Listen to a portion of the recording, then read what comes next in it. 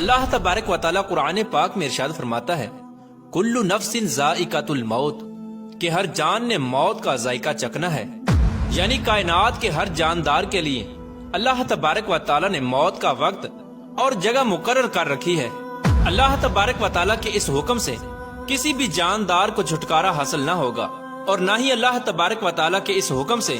کوئی بھاگ سکے گا۔ اسی لیے تمام انسانوں کو گمراہ کرنے والا شیطان وہ بھی ایک دن موت کا ذائقہ چکھے گا، لیکن سوال یہ پیدا ہوتا ہے کہ وہ دن کون سا ہوگا اور کون ابلیس کو موت دے گا، اور کیا شیطان کو نزع کے عالم میں تکلیف ہوگی، اور شیطان مردود کی قبر کہاں بنائی جائے گی، اور شیطان مردود کتنا عرصہ تک موت کی نیند سوتا رہے گا، اور شیطان کی روح کون قبض کرے گا، اور شیطان کو نزع کے وقت کتنی زیادہ تکلیف ہوگی، اور شیطان کی روح کس دردناک طریقے سے قبض کی جائے گی۔